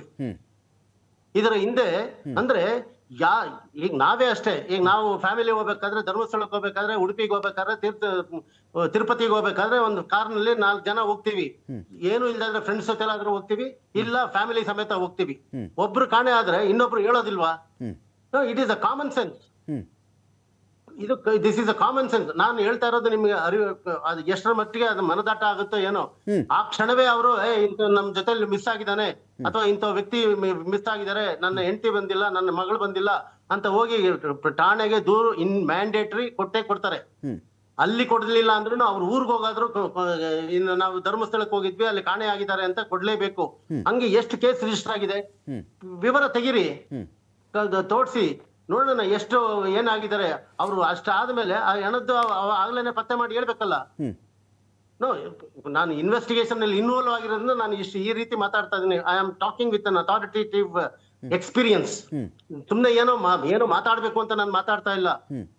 ಫ್ಯಾಮಿಲಿ ಸಮೇತನೇ ಅಥವಾ ಫ್ರೆಂಡ್ಸ್ ಸಮೇತನೇ ಯಾವುದೇ ಒಂದು ಧರ್ಮಸ್ಥಳಕ್ಕೆ ಆಗ್ಲಿ ಅಥವಾ ಇನ್ಯಾವುದೇ ಒಂದು ತೀರ್ಥಯಾತ್ರೆಗಳಿಗೆ ಹೋಗೋದು, ಯಾರು ಇಂಡಿವಿಜುವಲ್ ಆಗಿ ಬಸ್ ಎತ್ಕೊಂಡು ಅಥವಾ ಏನೋ ಸೈಕಲ್ ಎತ್ಕೊಂಡು ಅಥವಾ ಕಾರ್ ಎತ್ಕೊಂಡು ಹೋಗೋದಿಲ್ಲ, 120 ಆಗಿ ಹೋಗೋದಿಲ್ಲ. With friends or with family ಅವ್ರು ಹೋಗ್ತಾರೆ. ಒಬ್ಬ ಫ್ಯಾಮಿಲಿ ಮೆಂಬರ್ ಮಿಸ್ ಆದ್ರೂ ಇನ್ನೊಬ್ಬ ಹೇಳ್ತಾನೆ. ಇದು ಕಂಪ್ಲೇಂಟ್ ಆಗದೆ ಇರೋದಕ್ಕೆ ಸಾಧ್ಯನೇ ಇಲ್ಲ. It is highly impossible. ಯಾರು ಕಾಣೆ ಆಗಿದ್ರೆ ಬಗ್ಗೆ ಕೇಸುಗಳು ರಿಜಿಸ್ಟರ್ ಆಗಿಲ್ಲ ಅಥವಾ ಇದಾಗಿಲ್ಲ ಅಂದ್ರೆ ನನಗೆ ನಿಜವಾಗ್ಲೂ ಆಶ್ಚರ್ಯನೇ. ಚಲಪತಿ ಸರ್, ಆಶ್ಚರ್ಯ. ಈಗ ಇಲ್ಲಿ ಕಾಣೆ ಆದ್ರೂ ಇದರಲ್ಲಿ 2 ಭಾಗ ಬರುತ್ತೆ ಸರ್. ಒಂದು, ಇಲ್ಲಿ ಯಾರು ಈ ವಿಷಲ್ ಬ್ಲೋವರ್ ಕೆಲಸ ಮಾಡ್ತಿದ್ದಾನಲ್ಲ, ಇವನೇ ಘನಘೋರ ಸುಳ್ಳು ಹೇಳ್ತಾ ಇರಬೇಕು. ಇನ್ನೊಂದು, ಯಾರದ್ದೋ ಪ್ರಭಾವ ಇದೆ, ಯಾರದ್ದೋ ಒತ್ತಡ ಇದೆ, ಅಂಥವು ಕೇಸ್ಗಳೇ ಆಗಲಿಲ್ಲ ಅಂತ ಒಂದು ಕೂಗು ಆ ಭಾಗದಲ್ಲಿದೆ. ಎರಡನ್ನೂ ಇಟ್ಕೊಂಡು ಈ ವ್ಯಕ್ತಿ ಇನ್ನೊಂದು ಕಡೆ ಹೇಳ್ತಾನೆ, photograph evidence the whistle blower has provided photographic evidence and exhumed skeletal remains ಅಂತೇಳಿ. ಅಸ್ಥಿ ಪಂಜರದ ಭಾಗಗಳನ್ನು ಅವನು ಕೊಟ್ಟಿದ್ದಾನೆ, ಫೋಟೋಗ್ರಾಫ್ ಎವಿಡೆನ್ಸ್ ಕೂಡ ಕೊಟ್ಟಿದ್ದಾನೆ ಅಂತ ಹೇಳಿದ್ರೆ ಸುಮ್ಮನೆ ಯಾವುದೋ ಫೋಟೋನ ಕೊಡೋಕ್ಕಾಗುತ್ತಾ ಅವನು ಒಂದು ನ್ಯಾಯಾಧೀಶರ ಮುಂದೆ ಬಂದು ಅಂತ. ಚಲಪತಿ ಸರ್, ನಿಮಗೆ ಪ್ರಶ್ನೆ ಇದು? ಇಲ್ಲ, ನನಗೆ ಸರಿಯಾಗಿ ಕೇಳಿಸ್ತಾ ಇಲ್ಲ. ನೀವು ಕೇಳಿದ್ರೆ ಅಲ್ಲ, ಅವನು ಒಂದಷ್ಟು ಅಸ್ಥಿ ಪಂಜರದ ಮೂಳೆನ ತಲೆಬುರುಡನ್ನು ಕೊಟ್ಟಿದ್ದಾನೆ ಅವನು. ಮಶಾನಕ್ಕೆ ಹೋದ್ರೆ, ಈಗ ನಾನು ಹೇಳ್ತೀನಿ, ಇಲ್ಲಿ ಹೆಬ್ಬಾಳದ ಮಶಾನಕ್ಕೆ ಹೋದ್ರೆ 100 ಅಸ್ಥಿ ಪಂಜರ ಸಿಗುತ್ತೆ. ಅದೇ ರೀತಿ ಬೇರೆ ಯಾವ್ದೋ ಒಂದು ಹೆಣ ಕಡೆಗೆ ಹೋದ್ರೆ 100 ಹೆಣಗಳು ಸಿಗ್ತದೆ. ಇದು ನಾನು ಇದನ್ನೇ ಮಾಡಿದ್ದೀನಿ, ಇಲ್ಲಿ ನಾನು ತಗೊಂಬಂದು ಉಣಿತೀನಿ ಅಂತ ಹೇಳಿದ್ರೆ ಯಾವ ಸಾಕ್ಷಿ ಮೇಲೆ? ದಯವಿಟ್ಟು ತಿಳ್ಕೊಳ್ಳಿ, ಯಾವ ಸಾಕ್ಷಿ ಮೇಲೆ ಇದನ್ನ ಹೇಳ್ತಾರೆ? ನಾನು ತೋರಿಸ್ತೀನಿ, ಹೆಬ್ಬಾಳದಲ್ಲಿ ತೋರಿಸಿದ್ರೆ 1000 ಹೆಣ ತೋರಿಸ್ತೀನಿ, 1000 ಇದನ್ನ ತೋರಿಸ್ತೀನಿ ಹೆಬ್ಬಾಳದಲ್ಲಿ. ಸೊ ಅದನ್ನೇ ನಂಬ್ಕೊಂಡು ಇಲ್ಲ ಇದು ಸಾಕ್ಷಿ ಇವರೇ ಮರ್ಡರ್ ಮಾಡಿರೋದು ಅಥವಾ ರೇಪ್ ಮಾಡಿರೋದು ಅಂತ ಹೇಳಲಿಕ್ಕೆ ಯಾವ ರೀತಿ, ಯಾವ ಆಧಾರದ ಮೇಲೆ? ಈ ಮನುಷ್ಯ ಇವತ್ತು ಕಂಪ್ಲೇಂಟ್ ಕೊಡಕ್ ಮುಂದೆ ಬಂದಿರೋನು ಅವತ್ತು ಮಾಡಿದ ದಿವಸನೇ ಯಾಕೆ ಹೇಳ್ಬಾರ್ದಾಗಿತ್ತು? ಯಾಕೆ ಇದನ್ನ ಪೊಲೀಸ್ ಅವ್ರ ಹತ್ರ ಹೋಗಿ ಹೇಳ್ಬಾರ್ದಾಗಿತ್ತು? ಅಥವಾ ಇನ್ಯಾರಿಗೋ ಹಿರಿಯ ಅಧಿಕಾರಿ ಪ್ರಾಣ ಭಯ ಇತ್ತು ನನಗೆ ಅಂತ, ಪ್ರಾಣ ಭಯ ಇತ್ತು, ಹೇಳ್ಬಾರ್ದಾಗಿತ್ತು? ಇದೇ ತರ ಇನ್ನೊಬ್ಬನಿಗೆ ಹೇಳಿದ್ರು ಚಲಪತಿ ಅವರೇ, ಇದೇ ತರ ಇನ್ನೊಬ್ಬರು, ನೋಡಪ್ಪ ನಿನ್ನ ಮಗಳಿಗೆ ನಾನೇ ಊತ ಹಾಕಿದ್ದೀನಿ ಅಥವಾ ನಾನು ಅವ್ರು ಮರ್ಡರ್ ಮಾಡಿದ್ದಾರೆ, ಇಂಥ ಮನುಷ್ಯ ಮರ್ಡರ್ ಮಾಡಿದ್ದಾನೆ, ರೇಪ್ ಮಾಡಿದ್ದಾನೆ ಅಂತ ಹೇಳ್ಬೋದಾಗಿತ್ತಲ್ಲ. ಚಲಪತಿ ಅವರೇ, ಪೊಲೀಸ್ ಅವ್ರಿಗೆ ಹೋಗಿ ಹೇಳಿಲ್ಲ, ಇದುವರೆಗೂ ಯಾಕೆ ಮುಚ್ಚಿಕೊಂಡಿದ್ದ? ಸರ್ ಕೇಳಿಸ್ಕೊಳ್ಳಿ ಸರ್, ಈ ಪ್ರಶ್ನೆಗೆ ನಿಜವಾಗ್ಲೂ ಉತ್ತರ ಸಿಗುತ್ತಾ? ಇದು ಕೇಳಿಸ್ಕೊಳ್ಳಿ ಸರ್. ಈಗ ಇದನ್ನ ನಾನು ಕೇಳೋದಲ್ಲ, ನಾಳೆ ಕೋರ್ಟ್ ನಲ್ಲಿ ಇದನ್ನ ಕೇಳ್ತಾರೆ. Agri sir, agri, completely agri. ನನ್ನ ಪಾಯಿಂಟ್ ಏನಂದ್ರೆ, ಇಲ್ಲಿ ಅದೇ ವ್ಯಕ್ತಿ ಹೇಳಿದನು ಒಂದು ಕಡೆ, ಹಿಂದೆ ಇನ್ನೊಬ್ಬನಿಗೂ ಈ ಥರ ಹೇಳಿದ್ರು, ಹೂತ್ಬಿಡು ಹಾಗೆ ಹೀಗೆ ಅಂತ, ಅವನು ಒಪ್ಪಲಿಲ್ಲ, ಅವನನ್ನು ಸಾಯಿಸ್ಬಿಟ್ರು, ನನಗೆ ಹೆದರಿಸಿದ್ರು, ನಾನು ಎಷ್ಟೋ ಹೆಣ್ಣುಗಳು ಹೂತಾದ ಮೇಲೆ ಒಂದು ಸ್ಕೂಲ್ ಮಗು, ಒಂದು 12 ವರ್ಷದ ಮಗುನ ಹೂತ್ಬಿಟ್ಟೆ, ನಾನು ಬ್ಯಾಗ್ ಸಮೇತ ಹೂತ್ಬಿಟ್ಟೆ, ಪಾಪ ಪ್ರಜ್ಞೆ ಇವಾಗ ನನಗೆ ಕಾಡ್ತಾ ಇದೆ, ಬೇರೆ ರಾಜ್ಯದ ತಲೆ ಮರೆಸ್ಕೊಂಡಿದ್ದೆ ನಾನು, ಒತ್ತಡ ಇತ್ತು ಅಂತ ಆ ವ್ಯಕ್ತಿ ಹೇಳ್ತಾನೆ. ನಂಬಬಹುದಾ ಇದನ್ನ?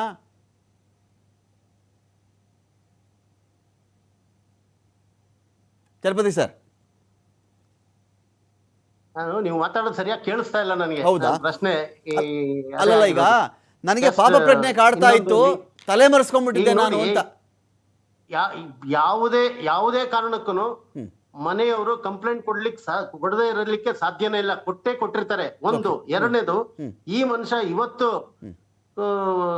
ಹೊರಗಡೆ ಬಂದು ನಾನು ಎಲ್ಲ 100 ಹೆಣಗಳನ್ನ ಊತಿದ್ದೀನಿ ಅಂತ ಹೇಳೋದಕ್ಕೆ ಅದನ್ನ ನಂಬಲಿಕ್ಕೆ ಸಾಧ್ಯನೇ ಇಲ್ಲ. It is highly impossible. It is totally a concocted story which our SIT should extract it. ಅವರು ಈ ಮಾಹಿತಿನ ಹೊರಗಡೆ ತೆಗಿಬೇಕು, ಏನಾಗಿದೆ ಏನು ಅಂತ. ಅದು ಬಿಟ್ಟು ನಾವು ಯಾರೋ ಬಂದು ಹೇಳಿದ್ರು, ನಾನು ಕೊನೆಗೆ ಅವನ್ನ ಸೈಕಲಾಜಿಕಲಿ ಇದು ಎಫೆಕ್ಟೆಡ್ ಮ್ಯಾನ್ ಅಂತ ಒಂದು ಡಿಕ್ಲರೇಷನ್ ಕೊಟ್ಬಿಡ್ತಾರೆ ಅಷ್ಟೇ. ಫಸ್ಟ್ ಅವನ ಮೇಲೆ FIR ಹಾಕಿ A1 ಅಂತ ಮಾಡಿ, then the investigation should be continued. ಅವನು part and parcel of the accused, invariably it is mandatory. ಅವನ್ನ ಅಪರಾಧಿ ಮಾಡಿದಿರ ಕೇಸ್ ಏನಾದ್ರು ತನಿಖೆ ಮಾಡಿದ್ರೆ ಕೇಸ್ ಅಲ್ಲಿಗೆ ಮುಗೀತು ಅಂತ, ಮುಕ್ತಾಯ ಆಯ್ತು ಅಂತ. ಫೈನ್. ಸಂಕೇತ ಅಣಿಗಿ ಸರ್, ನನ್ನ ಪಾಯಿಂಟ್ ಇದೆ ಇಲ್ಲಿ. ಇಲ್ಲೇನಾಗ್ತಿದೆ, ನಾವು ಒಬ್ಬ ವ್ಯಕ್ತಿ ಸ್ಟೇಷನ್ಗೆ ಬಂದಾಗ ಸಹಜವಾಗಿ ನೋಡಿ ಸರ್, ಈ ಒಂದು ಕೇಸ್ಗೆ ಸಂಬಂಧಪಟ್ಟಂತೆ ಅದರ ಆ ಕಡೆಯ ಒಬ್ಬರು ವಕ್ತಾರರು ಕೂಡ ಹೇಳಿದ್ದಾರೆ. ಏನು ಹೇಳ್ತಾರೆ ಅಂದರೆ, ಏನು ತನಿಖೆ ಬೇಕಾದರೂ ಆಗಲಿ ನಾವು ರೆಡಿ ಇದ್ದೀವಿ, ನಾವು ಸ್ವಾಗತ ಮಾಡ್ತಾ ಇದ್ದೀವಿ ಅಂತೇಳಿ. Point number 1. ಪಾಯಿಂಟ್ ನಂಬರ್ 2, ಯಾರು ಕಂಪ್ಲೇಂಟ್ ಕೊಡೋಕ್ಕೆ ಮುಂದೆ ಬರಲಿಲ್ಲ, ಯಾರು ಹೇಳೋಕ್ಕೆ ಮುಂದೆ ಬರ್ತಾ ಇಲ್ಲ, ಒಂದು ಹುಡುಗಿ ಪರವಾಗಿ ನ್ಯಾಯ ಕೊಡ್ಸೋಕ್ಕೆ ಬರಲಿಲ್ಲ. ಇದೆಲ್ಲ ಚರ್ಚೆಗಳಾದ ಮೇಲೆ ಈ ವ್ಯಕ್ತಿ ಎದ್ದು ಬಂದಾಗ ಆ ಭಾಗದಲ್ಲಿ ಒಂದು ದೊಡ್ಡ ಭರವಸೆ ಮೂಡದಂತೆ ಕಾಣಿಸ್ತಾ ಇದೆ ಸರ್. ಭರವಸೆ, ಯಾರೋ ಒಬ್ಬರು ಬಂದರು ಇವನೇ ಹೂತಿದ್ದಂತೆ ಅಂತ ಹೇಳಿ. ಎಷ್ಟರ ಮಟ್ಟಿಗೆ ಇದು ನಂಬಲರ್ಹವಾಗಿದೆ? ಇದೊಂದು ಮಾಮೂಲಿಯಾಗಿ ಮಾಮೂಲಿಯಾಗಿ ನಂಬಬಹುದಾ ನಂಬಾರ್ದ ಅಂತ. ಒಂದು ಕಾನೂನು ಪ್ರಕಾರ ಹೋದಾಗ ಒಂದೇನೋ ಹಗರಣ ಆಗಿದೆ, ಒಂದು ಕೊಲೆ ಆಗಿದೆ, ಒಂದು ಮೋಸ ಆಗಿದೆ ಅಂತ ಬಂದ ತಕ್ಷಣ ಅವನನ್ನೇ ಅನುಮಾನ ದೃಷ್ಟಿಯಿಂದ ನಾವು ನೋಡಬೇಕಾ ಅಂತ.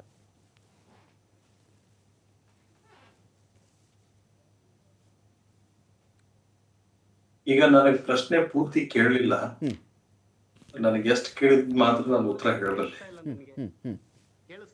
ಓಕೆ, ಮಾತಾಡಿ ಸರ್. ಕೇಳ್ತಾ ಇದೆ ನಿಮಗೆ? ಓಕೆ ಸರ್, ನನಗೆ ಇನ್ನೊಂದ್ಸಲ ಪ್ರಶ್ನೆ ಕೇಳಿಸ್ಕೊಂಬಿಡಿ. ಆ ವ್ಯಕ್ತಿ ಈ ತರ ಬಂದು ಕೊಲೆಗಳಾಗಿದೆ, ಆಡಿಯೋ ಕಾಲ್ ಮಾಡಿದ್ರೆ ನಾನು ಕೇಳಬಹುದು, ಯಾಕೋ ಇದು ವಾಯ್ಸ್ ನಿಂದ ಕೇಳ್ತಾ ಇಲ್ಲ, ಪ್ರಶ್ನೆ ಕೇಳ್ತಾ ಇಲ್ಲ. ಸರ್, ಒಂದು ಬ್ರೇಕ್ ತಗೊಂಡು ನಾನು ಬಿಗ್ ಫೈಟ್ ವಿಶೇಷ ಮತ್ತೆ ಮುಂದುವರಿತಾ ಇದೆ. ಈಗ ಸಂಕೇತ್ ಸರ್, ನನ್ನ ಪಾಯಿಂಟ್ ಇಲ್ಲಿ, ಈಗ ಚಲಪತಿ ಸರ್ ಒಂದು ಕಡೆ ಅಭಿಪ್ರಾಯ ಪಡ್ತಾ ಇದ್ರು, ಹೆಬ್ಬಾಳದ ಸ್ಮಶಾನಕ್ಕೆ ಹೋದ್ರು, ಅಲ್ಲಿ ಅಗದ್ರು 100 ತಲೆಬುರುಡೆಗಳು ಸಿಗ್ತಾವಲ್ಲ ನಮಗೆ. ತಲೆಬುರುಡೆಗಳು 100 ಸಿಕ್ಕಿದಾಗ ಅದೆಲ್ಲ ತಂದು ನಾವು ಆ ಥರ ಮಾಡೋಕ್ಕಾಗತ್ತಾ? ಎಷ್ಟೋ ವರ್ಷಗಳಾಗಿ ಹೋಗ್ಬಿಟ್ಟಿದೆ. ಇನ್ನೊಂದು ಪಾಯಿಂಟ್ ಹೇಳಿದ್ರೆ ಅವರು, ಯಾವುದೇ ಒಬ್ಬ ವ್ಯಕ್ತಿ ಒಬ್ಬನೇ ಅಂತೂ ಹೋಗೋಕ್ಕಾಗಲ್ಲ. ಅಕಸ್ಮಾತ್ ಒಂದು ಮನೆಯಿಂದ ಒಬ್ಬನೇ ಹೋಗಿದ್ದ ಅಂತಲೇ ಭಾವಿಸೋಣ, ಧರ್ಮಸ್ಥಳಕ್ಕೋ ಇನ್ನೆಲ್ಲಕ್ಕೋ ಹೋಗಿದ್ದ ಅಂತ ಭಾವಿಸಿದ್ರು ಕೂಡ ಯಾರೋ ಒಬ್ಬ ಕಾಣೆ ಆದರೆ ಅವ್ರ ಮನೆಯವ್ರು ಕಂಪ್ಲೇಂಟ್ ಕೊಟ್ಟೇ ಕೊಡ್ತಾರೆ. ಸೊ ಇಲ್ಲಿ ಏನು ನಡೀತಾ ಇದೆ ಇಲ್ಲಿ ಅಂತೇಳಿ ಅನುಮಾನ ವ್ಯಕ್ತಪಡಿಸ್ತಾ ಇದ್ದಾರೆ. ಒಂದು ತನಿಖಾ ತಂಡ ಫಸ್ಟು ಕಂಪ್ಲೇಂಟ್ ಕೊಡೋಕ್ಕೆ ಬಂದಿರುವವನ ಮೇಲೇ ನಾನು ಫೋಟೋಗ್ರಾಫ್ ಕೊಡ್ತೀನಿ, ಹೆಸರು ಹೇಳ್ತೀನಿ, ಯಾವಾಗ ಹೇಳಿದ್ರು ಹೇಳ್ತೀನಿ, ಸಮಾಧಿ ನಾನು ತೋರಿಸ್ತೀನಿ, ನನ್ನ ಹತ್ರ ಎಲ್ಲ ವಿಡಿಯೋಗಳಿದೆ, ಸಾಕ್ಷಿ ಇದೆ ಅಂತ ಹೇಳಬೇಕಾದರೆ ಅದನ್ನು ನಾವು ಅವನ ಮೇಲೆ ಡೌಟಿಂದನೇ ತನಿಖೆ ಶುರು ಮಾಡಬೇಕಾಗತ್ತಾ?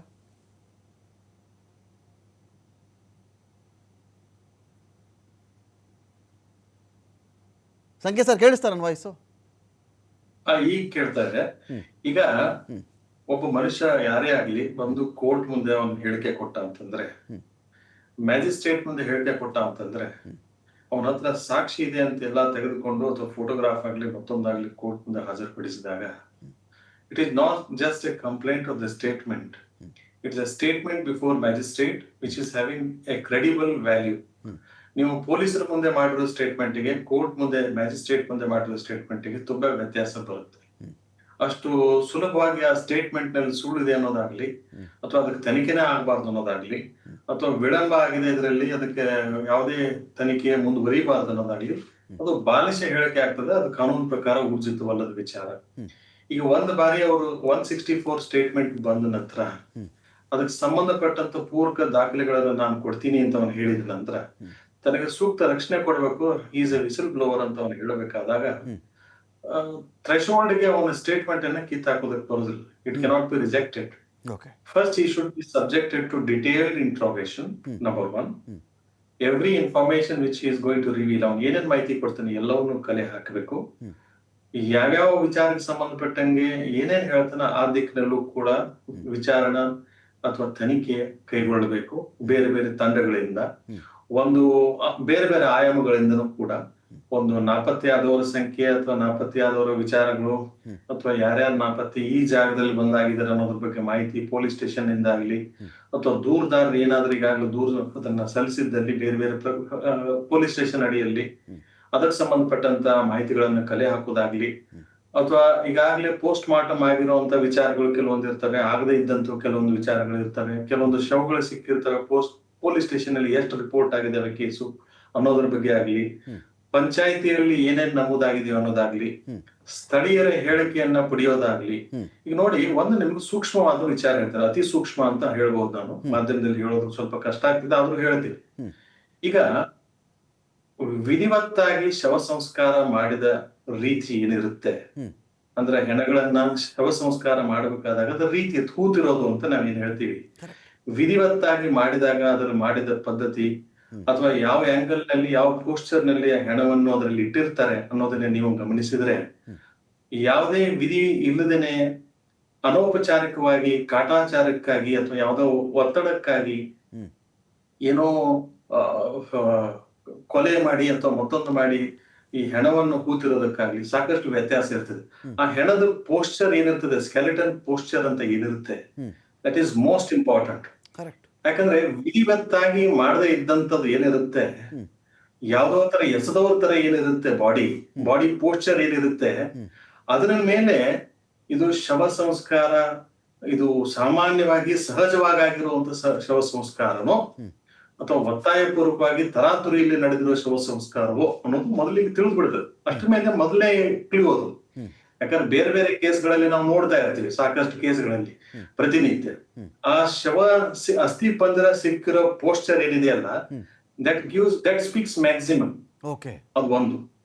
ಎರಡನೇದು, ಆ ಪೋಸ್ಚರ್ ಸಿಕ್ಕ ನಂತರ ಆಯಾ ದಿಕ್ಕಿನಲ್ಲಿ, ಅಂದ್ರೆ ಈ ತರಾತುರಿಯಲ್ಲಿ ಆಗಿರುವಂತ ಶವ ಸಂಸ್ಕಾರ ಏನಿರ್ತದೆ, ಅದರಲ್ಲಿ ಕಾಲು ಒಂದ್ ಕಡೆ ಇರ್ತದೆ, ಕೈ ಒಂದ್ ಕಡೆ ಬಂದಿರ್ತದೆ, ಯಾವ್ದು ವಿಧಿವತ್ತಾಗಿ ಅದು ಪೋಸ್ಚರ್ ಶವ ಸಂಸ್ಕಾರ ಮಾಡಿದವ್ರ ತರನೇ ಇರೋದಿಲ್ಲ. ಈ ಎಲ್ಲ ಆಯಾಮಗಳಲ್ಲಿ ತನಿಖೆ ಆಗ್ಬೇಕಾಗ್ತದೆ. ಮತ್ತೆ ಈ ಪಂಚಾಯತಿಯಲ್ಲಿ ಕೆಲವೊಂದು ದಾಖಲೆಗಳು ಇರಬಹುದು, ಇರದೇ ಇರಬಹುದು. ಎಷ್ಟರ ಮಟ್ಟಿಗೆ ಅದು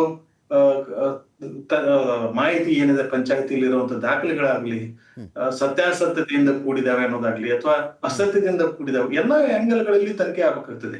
ಈಗ it is too early, because ಈಗ ನೋಡಿ ಅಲ್ಲೆಲ್ಲ ನೀವು ಧರ್ಮಸ್ಥಳದ ಸುತ್ತಮುತ್ತಲ ಅಂದ್ರೆ ದೇವಸ್ಥಾನದೆಲ್ಲ ನಾನು ಬಿಟ್ಟು ಹೊರತುಪಡಿಸಿ ಹೇಳ್ತಾ ಇರೋದು.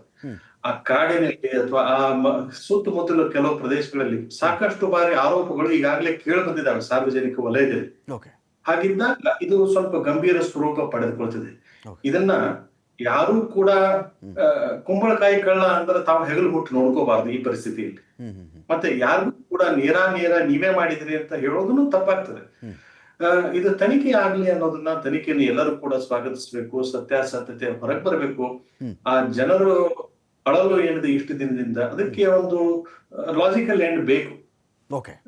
ಇಲ್ಲದೆ ಇದು ಸಮಸ್ಯೆ ಹಂಗೆ ಉಳಿದು ಬಿಡ್ತದೆ. ಸಮಸ್ಯೆ ಭೂತ ಏನಿದೆ ಅದು ಆವರಿಸಿದೆ, ಆ ಸುತ್ತಮುತ್ತಲ ಏರಿಯಾದಲ್ಲಿ ಏನೋ ಆವರಿಸಿದೆ, ಅದಕ್ಕೊಂದು ಫುಲ್ ಸ್ಟಾಪ್ ಬೇಕು ಅಂತ ನನ್ನ ಅಭಿಪ್ರಾಯ.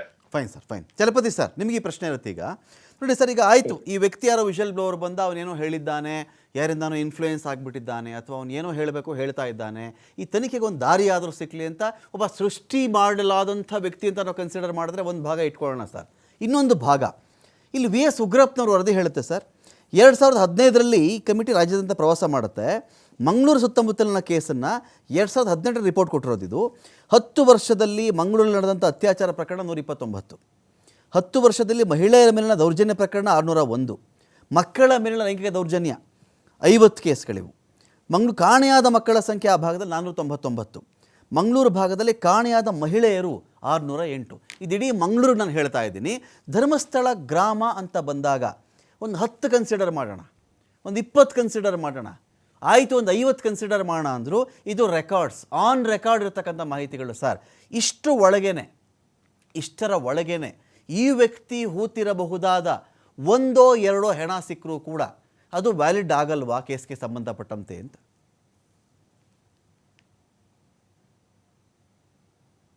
ಚಲಪತಿ ಸರ್, ನಿಮಗೆ ಪ್ರಶ್ನೆ ಇದು.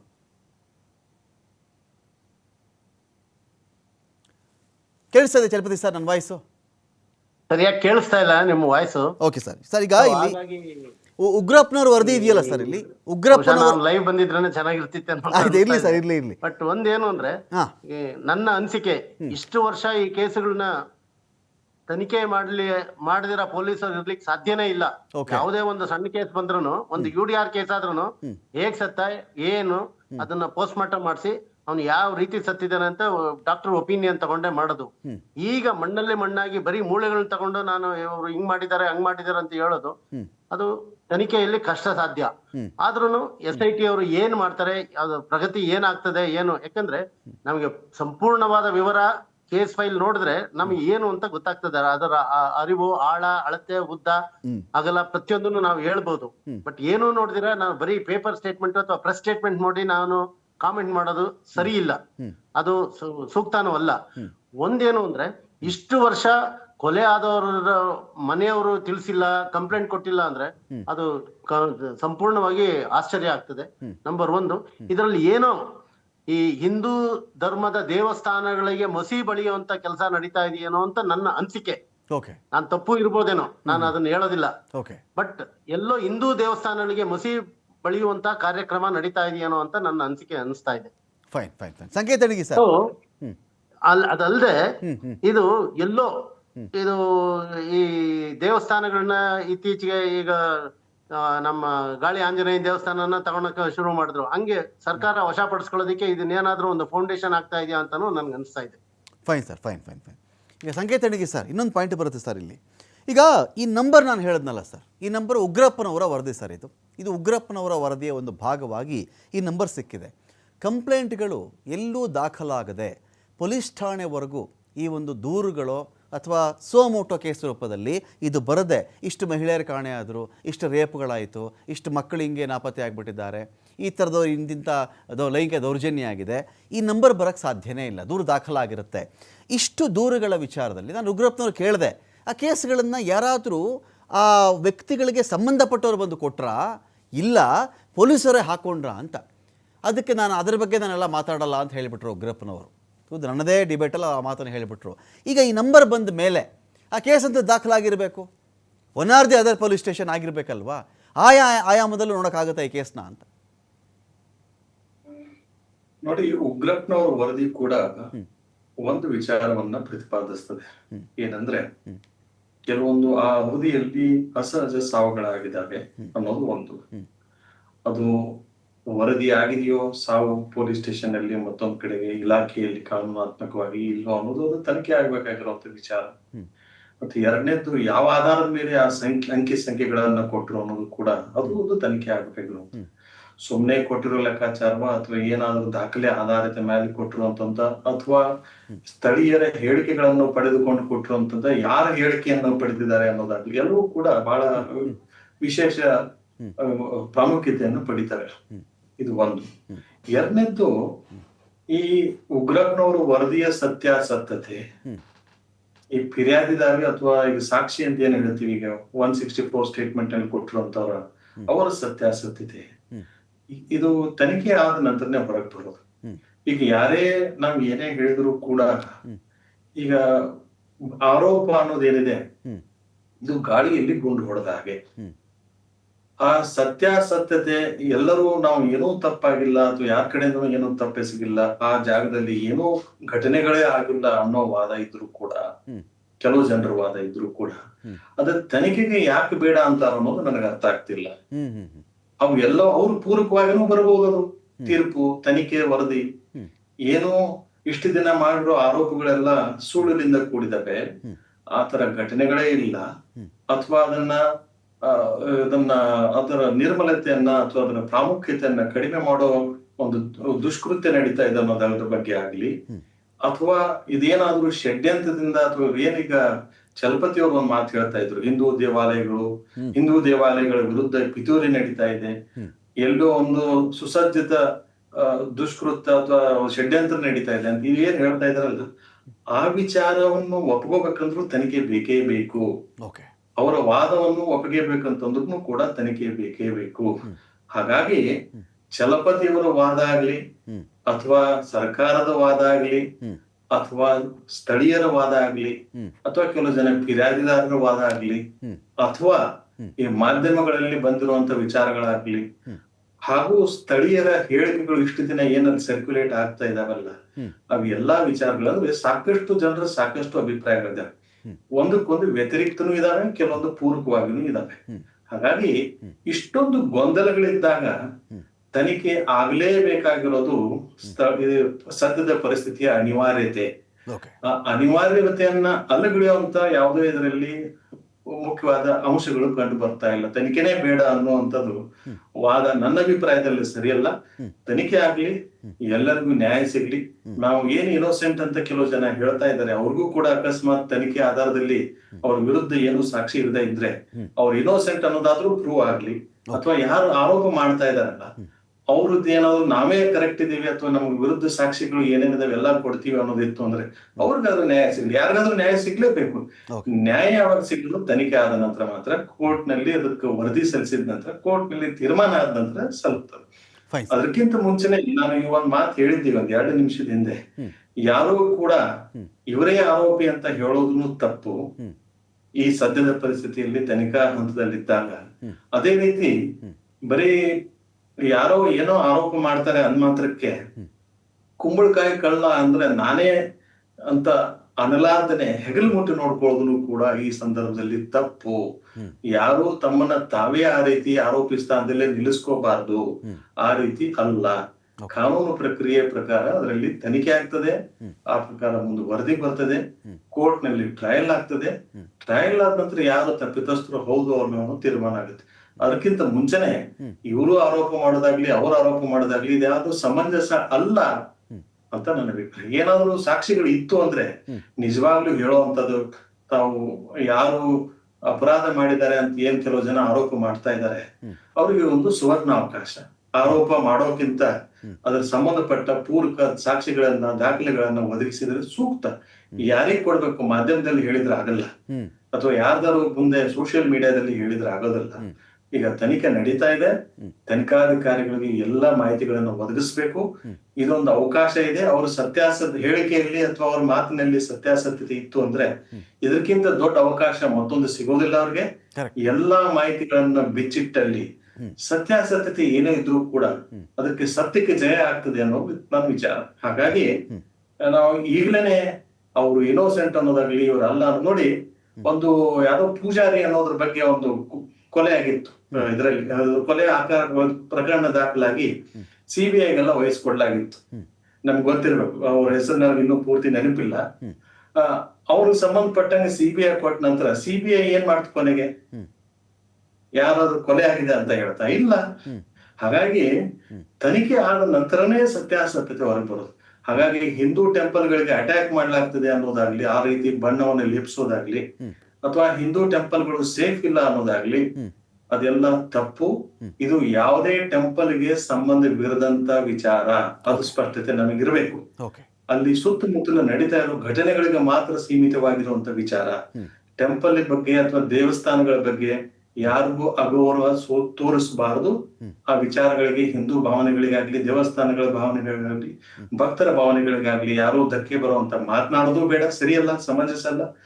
ಆದ್ರೆ ಸತ್ಯಾಸತ್ಯತೆ ಹೊರಗೆ ಬರೋದಕ್ಕೆ ಎಲ್ಲರೂ ಕೈ ಜೋಡಿಸ್ಬೇಕು, ಎಲ್ಲರ ಆದ್ಯ ಕರ್ತವ್ಯ. ಸುಮ್ಮನೆ ಹೇಳಿಕೆ ಕೊಡೋದು, ಅಪಪ್ರಚಾರ ಯಾರೇ ಮಾಡೋದು ಸರಿಯಲ್ಲ ಅಂತ ನನ್ನ ಅಭಿಪ್ರಾಯ. ಫೈನ್ ಸರ್, ನಾನು ಮತ್ತಷ್ಟು ಮಾತಾಡಿಸ್ತೀನಿ ಒಂದು ಬ್ರೇಕ್ ಆದ್ಮೇಲೆ. ಬಿಗ್ ಫೈಟ್ ವಿಶೇಷ ನಾನು ಮತ್ತೆ ಮುಂದುವರಿಸ್ತಾ ಇದ್ದೀನಿ. ನಮ್ಮ ಜೊತೆ ಚಲಪತಿ ಸರ್ ಇದ್ದಾರೆ, ಮಾತಾಡ್ಸ್ಬಿಡ್ತೀನಿ ಅವರನ್ನ.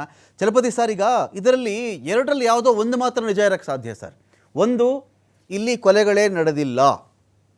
ಇನ್ನೊಂದು, ಕೊಲೆಗಳು ನಡೆದಿವೆ, ಯಾರು ಮಾಡಿದ್ದಾರೆ ಅವ್ರು ಸಿಕ್ಕಿಲ್ಲ.